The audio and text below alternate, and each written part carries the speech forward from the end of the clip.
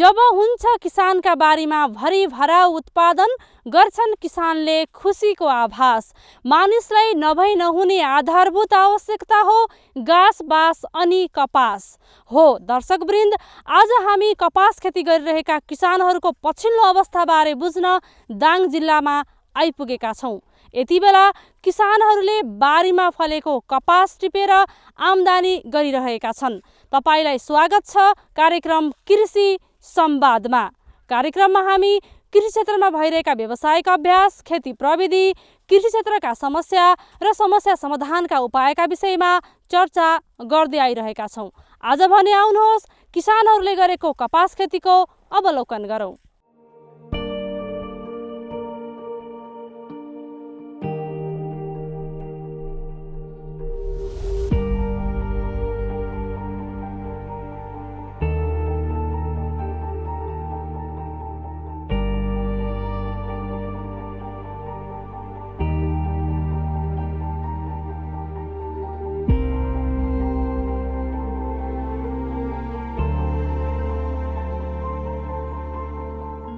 दर्शकवृन्द, हिजोका दिनमा कपास खेतीप्रति किसानहरूको आकर्षण धेरै नै थियो।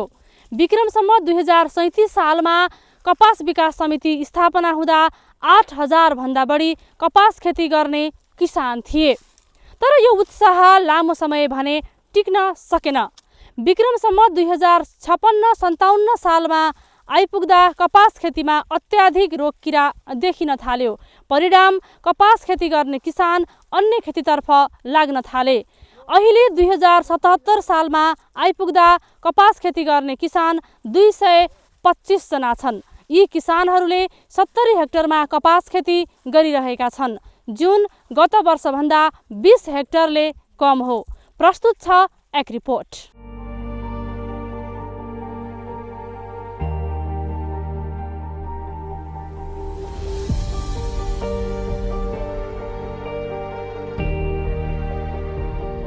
कपास संसारकै अग्रणी नगदे बाली हो।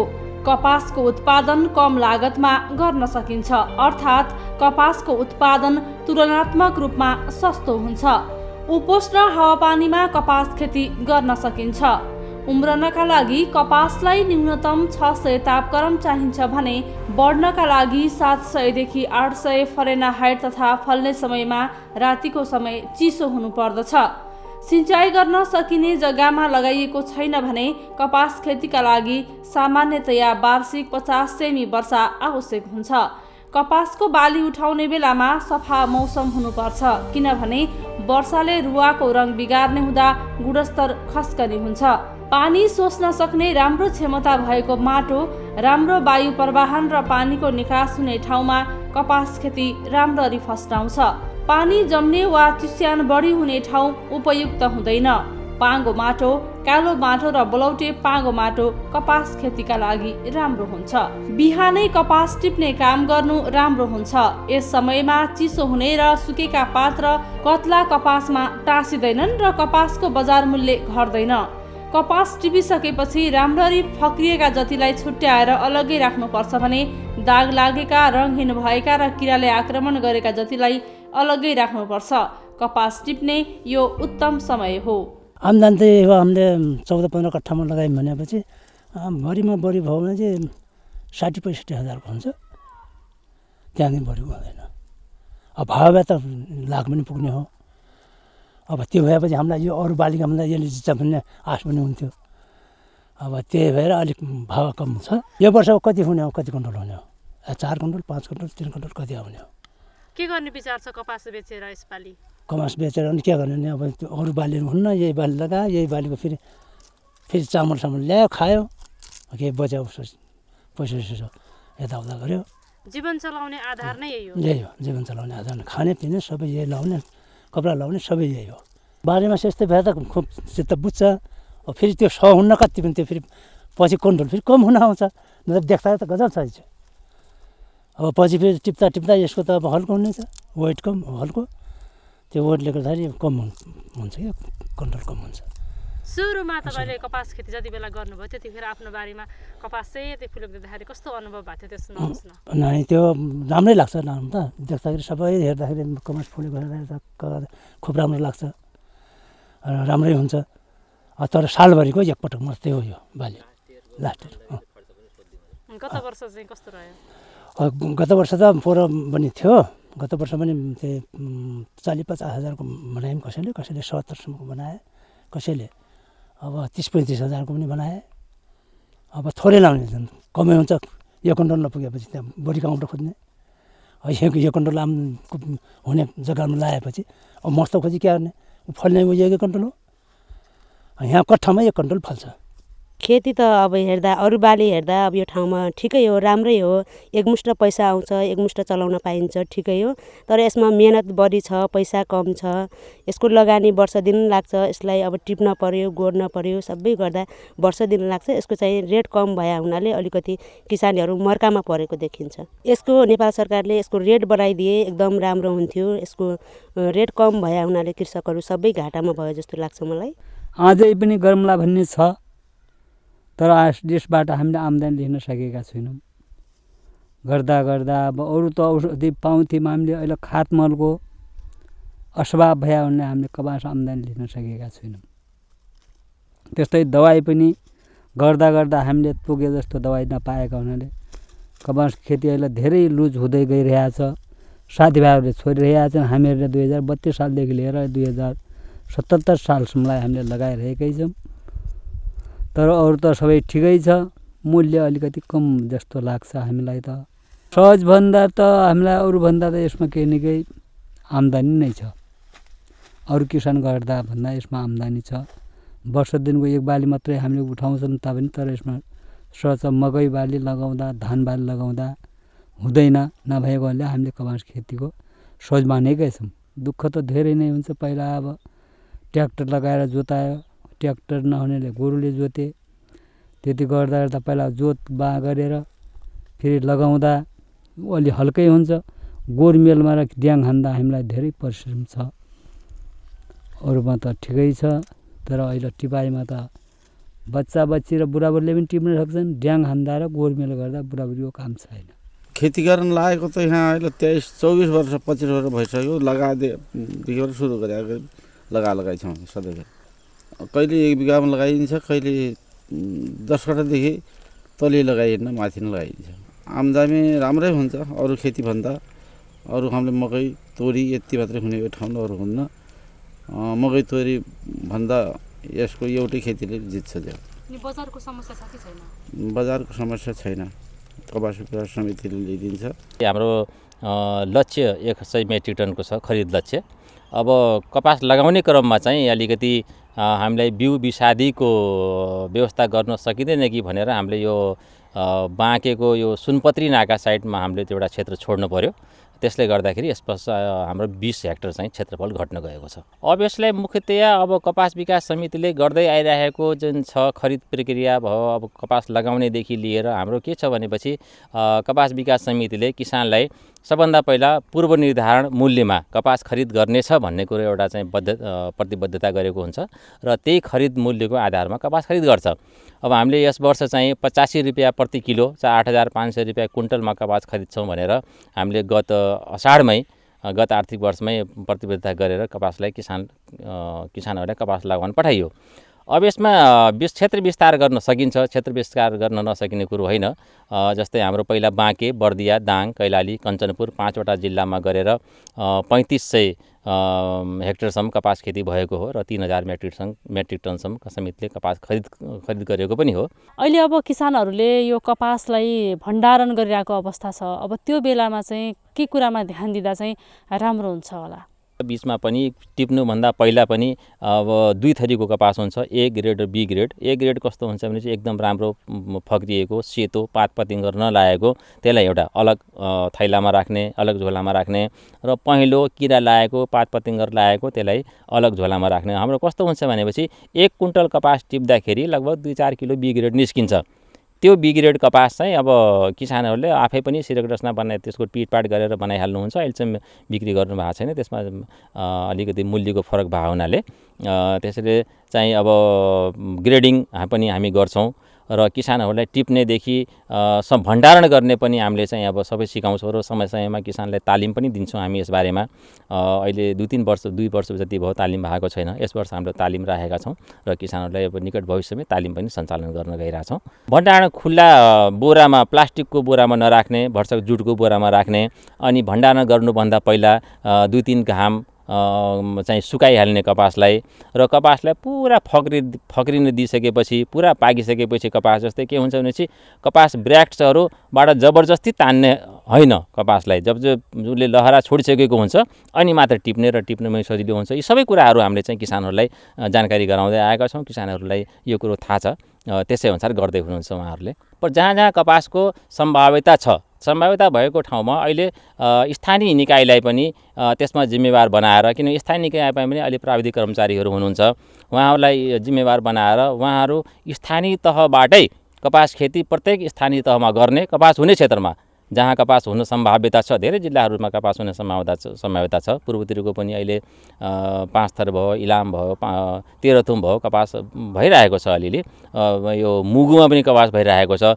त्यस्तै किसिमले सम्पूर्ण जिल्लाहरूमा जहाँ जहाँ कपास खेतीको सम्भाव्यता छ त्यहाँ कपास खेती गर्ने र उत्पादन कलेक्सनको हिसाबले यसलाई आजकल निजीकरण तौरले पनि लग्नुपर्छ। कपास विकास समितिले नै खरिद गर्ने, कपास विकास समितिले नै बेच्ने, कपास विकास समितिले नै उत्पादन गराउने, यो अलिकति कता कता नमिल्दो जस्तो देखिरहेको छु मैले। अब यसलाई निजी उद्योगहरूलाई पनि प्रोत्साहन दिने र निजी उद्योगहरूले पनि उद्योग स्थापना गर्ने र यसको विस्तार गर्न सकिन्छ। कुनै चाहिँ यसमा दुई मत छैन। कपास विकास समितिले कपास खेतीमा किसानको सङ्ख्या बढाउने तयारी गरेको छ। कपास विकास समितिले यस वर्ष पनि योजनाबद्ध तरिकाले काम गरिरहेको छ। बाँके, बर्दिया र दाङमा यो आर्थिक वर्षमा 70 हेक्टर क्षेत्रफलमा कपास खेती विस्तार गरिएको छ। कपास खेती गर्ने किसान 225 जना छन्। कपास खेतीमा किसानहरूको सङ्ख्या घटिरहेको छ। अब सबै यस्तो भयो, जो पुराना जाँगर भएका बुढा भइए, जवानहरू सब पढा लेखा भए विदेश जाने भए, यसमा धेरै दुःख हुन्छ। खटिरहनुपर्छ। लगाएदेखिबाट एकदम बिरुल बच्चैदेखिबाट गोरमेल छानबिन दुनियाँदार गर्दा गर्दा यसलाई बहुत मिहिनेत हुन्छ, लागिरहनुपर्छ यसमा। अब त्यस्तो मिहिनेत गर्ने मान्छे बुढा भइए, कोही मरिए, त्यो कारणले अब त विदेशतिर जान्छन्, कहाँ जान्छन्, कता जान्छन्, त्यो कारणले खेतीलाई अलिकति कमजोर गरेका छन्। अब अलिक भाउ बढाइदियो हुने हो, अरू सबभन्दा भावै हो, पैसा चाहिने हो गरेर भाउ बढाइदिएपछि अरू त सब ठिक छ। 50%मा भनौँ दबाई पाएका छन्, सेवा त हामीले राम्रो पाएका छौँ। दुःख किसानहरूले गरेको परिश्रम नपाउँदा दुःख पनि लाग्यो। 2-3 साल त त्यस्तै दुःखमा परेर आफैले भएको मूल्य वृद्धि भएको मूल्य घटाएर पनि दियौँ। तर अहिले त ठिक छ, सोच ठिकै छ। हामीले परिश्रम गरे जति गएको छ। अझै गरौँला भन्ने छ। हामीले दबाईको र बीज राम्रो खालको बीज पाए त अझै पनि गरौँला भन्ने छ। कपास खेतीमा यस्तो दुःख गरिन, धेरै दुःख हुन्छ। भाउ अलि बढाइदिया हुनु भन्ने एउटा त्यो पनि छ। एउटा हामीलाई के छ भने अलि त दबाईले अलिक काम गरेको छैन कि। अलि पहिला पाइन्थ्यो, मेटासिड पाइन्थ्यो, अनि थाइडन पाइन्थ्यो। त्यो हुँदाखेरि यस्तो किरो मर्थ्यो, यस्तो राम्रो लागेको हुन्थ्यो। अहिले त्यो दबाई पाइँदैन। त्यसको बनौटी बनाएन, ल्याएको पठाउनु छ सरहरूले, तर त्यसले काम गर्दैन, त्यतिको काम गर्दैन। पहिला कपास खेती त वर्ष दिनको एउटै खेती हो क्या यो। अरू खेती 2-3 बाली लाग्छ। यो त 1 वर्षमा एउटै यही मात्रै खेती हो। र यसमा अहिले त भाव बढिदिएपछि अलिक दुःख टारिन्थ्यो भन्ने आश हो क्या। अब अरू मकै हुन दिन्न, बदेवलले सबै खाइदिन्छ। अब यही नै हो। अब बत्नी भने अलिकति अब एकमुष्ट पैसा पनि अब देखिने यही हो, एकैचोटि आउँछ भन्ने कुरा हुन्छ। र अब यही हो। अब वर्ष दिनसम्म अब खेतीपाती गरेर त्यही हो खानको लागि। अनि दुःख गरेपछि अब मिहिनेत गरेपछि अब खानै हो नानी। अब दुःख अनुसार त अब के भन्ने हो र। अब दुःख अनुसार त कमाइ नै छैन अब यसमा। अब औषधि छिट, यसलाई गोर, अनि अब पटक पटक बारीमा गएर हेरिरहनुपर्छ, कस बेला किरो लाग्छ कस बेला लाग्दैन। एक दिन नजाने भनेपछि त्यो खतम पारिहाल्छ। अब औषधि छिटिरहनु पर्यो, दुःख धेरै छ हेर्नुहोस् कपासमा।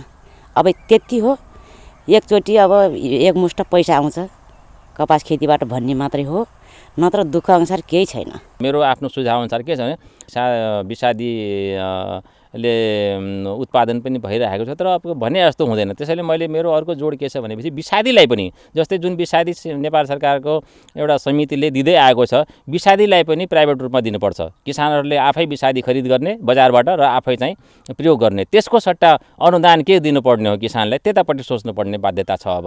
किनभनेपछि विषादी अब आउँछ, इन्डियाबाट आउने विषादी हो होइन, अब सबै कुराको ग्यारेन्टी लिन सकिँदैन, को कस्तो छ। अहिलेसम्म काम गरेकै छ, काम गरेकै नतिजा छ। अहिले पनि किसानहरूले कट्ठा कुन्टल उत्पादन चाहिँ आउँदैछ, कतै कतै 75-80 किलो त रेसियोमै फल्छ। हामीले विषादीले काम गरेको होइन। तर के छ भनेपछि पहिला आउने विषादीहरू जस्तै इन्डोसल्फान आउँथ्यो, इन्डोसल्फान 1-2 चोटि 3 चोटि छरे पनि किरा चाहिँ नियन्त्रण हुन्थ्यो।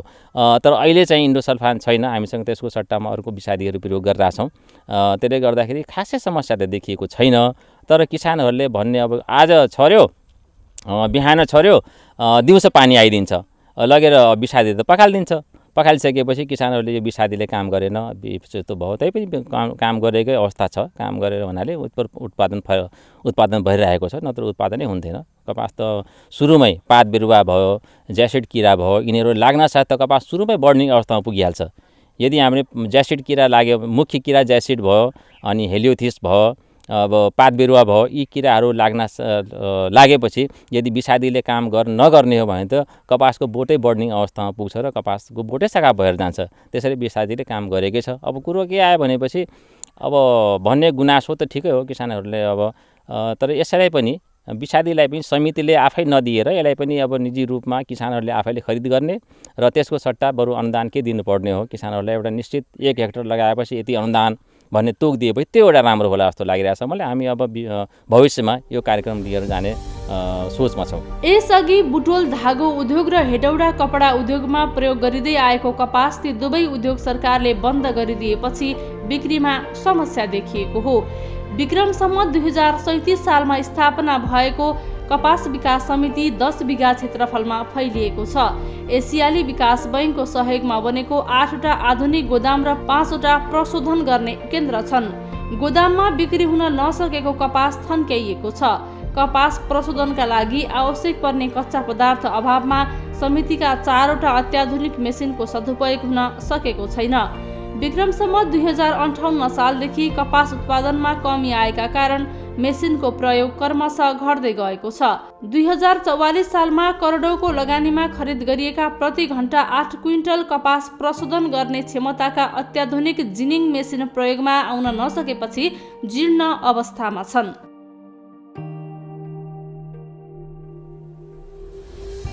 र यसमा पूर्वाधारहरू हामीसँग सम्पूर्ण छ। पूर्वाधारहरू हाम्रो कपासको प्रशोधन मेसिनदेखि लिएर गोदाम घरदेखि लिएर सबै कुरो छ। अब यसलाई व्यवस्थापन गर्नको लागि सबभन्दा पहिला त अब यसको बजार खोज्नुपर्ने छ। कपासको पहिला के थियो भनेपछि कपासको मुख्य बजार भनेको हेटौडा कपडा उद्योग र बुटवल धागो उद्योग थियो, जो चाहिँ पछिल्लो क्रममा आएर दुईटै उद्योगहरू बन्द हुन गए। बन्द हुन गइसकेपछि हाम्रो अहिले पनि हामीसँग 2071-72 को स्टक हामीले बिक्री गरिरहेका छौँ फुटकर। जबकि फुटकर बिक्री गर्ने भनेको यो सिरक डस्नामा गइरहेको छ। सिरक डस्नामा बेच्ने यसको खास उद्देश्य होइन, यो खास कपडा बनाउनलाई A ग्रेड A1 क्वालिटीको राम्रो क्वालिटीको कपास हो यो। अब मुख्य सबभन्दा पहिला त उद्योग स्थापना हुनु पर्यो अथवा पुनर्स्थापना हुनु पर्यो अथवा नयाँ उद्योगहरू आउनु पर्यो र चाहिँ अब कपासको बजारै नभइकन अहिले कस्तो छ अवस्था छ भनेपछि किसानको बजार चाहिँ सुनिश्चित छ। किसानले जति उत्पादन गरे पनि समितिले किन्नुपर्ने बाध्यता हुन्छ र समितिले अहिलेसम्म किनिरहेको पनि छ र किसानलाई दिनुपर्ने कुनै बाँकी बक्यौता पनि अहिलेसम्म छैन।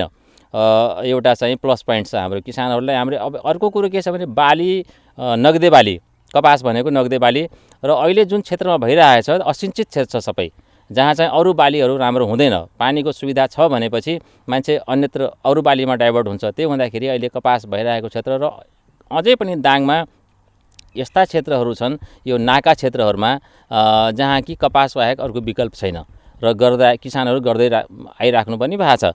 तर अहिले हामीहरूले नै क्षेत्र विस्तारमा त्यति जोड दिएका छैनौँ। समितिले क्षेत्र विस्तारमा जोड दिएको छैन, किनभने बजार नभएर। अब सबभन्दा पहिला बजार हुनु पर्यो। बजार त मुख्य बजार भनेको उद्योग नै हो। अब यो फुटकर बिक्री गरेर सिरक डस्नामा यो चाहिँ अब अस्थायी बजार भयो। अब फेरि अब कस्तो छ भनेपछि सिरक डस्नामा बनाउने कपास त इन्डियाबाट आउने कपास त सस्तो पाउँछ, सस्तो गुणस्तर त्यति राम्रो हुँदैन, तर सस्तोमा मान्छे सस्तो खोज्छ। हाम्रो अहिले 218 रुपियाँ रेसा कपास बिक्री गरिरहेका छौँ बजारमा। अब हेर्ने हो भनेपछि इन्डियन कपास चाहिँ कालो निलो आउँछ, सेतो विभिन्न कलरको त्यो कपास चाहिँ वास्तवमा त्यो कपास प्योर कपास होइन, त्यो र हो। जस्तै कपडा बनाइसकेपछि बचेको र हुन्छ, त्यो चाहिँ कपास हो त्यो। अब त्यो मान्छे सस्तो खोज्छ अहिले। सस्तो खोजेको हुनाले अब मान्छेहरू अब बजारकै समस्या छ मुख्य भनौँ अहिले हामीसँग। अरू त खासै समस्याहरू केही पनि छैन। कपास बिक्री नहुँदा सरकारको करोडौँको लगानी खेर गएको कपास विकास समितिले जनाएको छ।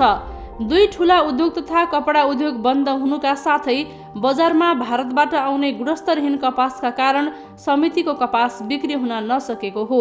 किसानलाई खेतीतर्फ आकर्षित गर्न सरकारले कपास खेतीका लागि बिउ, विषादी र स्प्रे ट्याङ्की लगायतमा 50% अनुदान दिँदै आएको छ।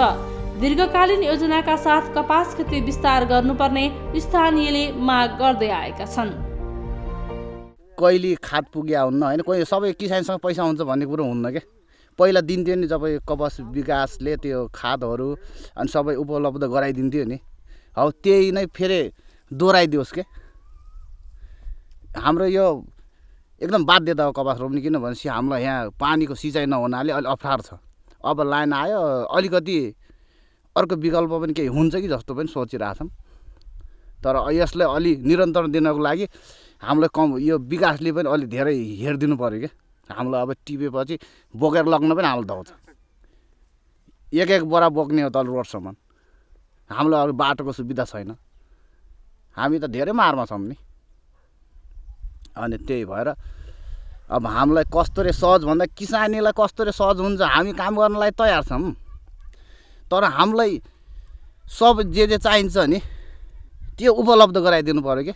हामीले गरे सब किरायले खाइदियो भने के फाइदा भयो? अनि दुःख मात्रै भयो नि। यसलाई अलिकति जब अब खेती गर्यो हामीले भए जति, जब पहिला बेर्ना हेर्ने बेला हामीले गजब हुन्छ भन्ने मान्छौँ, तर पछाडि आउँछ र कता के आउँछ त्यसपछि त्यो सक्दै पछाडि लास्टमा त हुन्न, सोचेको जति हुँदै हुन्न। त्यही भएर हामीलाई सबभन्दा एकदम राम्रो भनेपछि राम्रो दबाई चाहियो कि। जेमा पनि अब दुःखै गर्नुपर्छ। अब यही कपास खेती नै अब गरम त अनि अरूभन्दा यो कपास खेती अलिकै हुन्छ, दुःख गरेर पनि अलिकति देखिन्छ भनेर अब यही गरे होइन नि। अब बुढाबुढी भइसक्यौँ, अब गर्न पनि अब भ्याइन्न कि जस्तो पनि लाग्छ। फेरि प्राविधिक दृष्टिकोणले हामीसँग पहिला अब 173 जना कर्मचारी थिए, अहिले हामीसँग 20 जनाको दरबन्दी छ। 20 जनाको दरबन्दीमा पनि अहिले 9 वटा दरबन्दी खाली छ, 11 वटा छ। अब कार्यकारी प्रमुख नै 4 वर्षदेखि कार्यकारी प्रमुख विहीन छ समिति। यसलाई चाहिँ अब सरकारले अलिकति सपोर्ट त गरिरहेको छ, अझ झन् के सपोर्ट गर्नुपर्ने देखिन्छ। र अहिलेको परिप्रेक्ष्यमा अब पहिला के थियो भनेपछि कपास विकास समितिले नै एक्लै सबै 5 वटा जिल्लामा कपास खेती गर्ने र उत्पादन गर्ने र प्रशोधन गर्ने एउटा जिम्मेवारी थियो कपास विकास समितिको, त्यो अझै पनि छ। नेपाल कपास खेतीका लागि उर्वर रहे पनि यसको खेती खुम्चिँदा वार्षिक रूपमा अरबौं रुपैयाँको कपास आयात भइरहेको छ। स्वदेशमा कपास खेती विस्तार नहुँदा वर्षेनी उत्पादन घटेर आयात बढ्दै गएको हो। स्वदेशमा पर्याप्त उत्पादन नभएपछि यहाँ धागो उद्योगले विदेशबाट कपडा आयात गर्दै आएका छन्। त्यसैले समितिले कपास खेतीलाई विस्तार गर्न दीर्घकालीन उपाय खोजिरहेको छ। अब कपास विकास समितिले बिक्री गर्दै आएको 218 रुपियाँमा नै कपास बिक्री भइरहेको छैन। हाम्रो लागत मूल्यलाई सबै जोडेर हामीले चाहिँ अब 218 कायम गरेको हो र बिउ पनि बिक्री हुन्छ समितिको। त कस्तो हुन्छ तपाईँको, अब उसरी हेर्दै हो भने जस्तै अहिले हामीले 85 रुपियाँ प्रति किलो भनेपछि 3 भागको 1 भाग रेसा हुन्छ। अब जस्तै 85लाई 255 रुपियाँ पर्न गयो रेसा। 1 किलो रेसा निकाल्नको लागि 255 रुपियाँ त मुख्य मेन लागत, अरू सबै खर्च हटाएर मुख्य चाहिँ लागत पर्न आउँछ। त्यसलाई मध्यनजर राखेर यस वर्ष हामीले 5 रुपियाँ चाहिँ बढाएका थियौँ।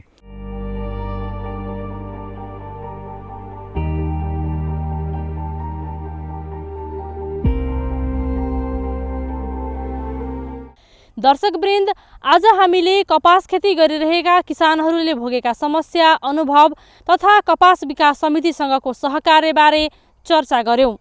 किसानहरूलाई कपास खेतीमा अझै उत्साही बनाउनका लागि बजारीकरणलाई व्यवस्थित गर्न आवश्यक छ। यसका लागि कपडा उद्योग स्थापना गर्न सके किसानहरू लाभान्वित हुने देखिन्छ। साथै किसानहरूले उचित बजार मूल्यको निर्धारण गर्न समेत माग गरेका छन्। हवस् त, आजलाई यति नै। हामी सबैलाई बिदा दिनुहोस्। जय कृषि, जय किसान।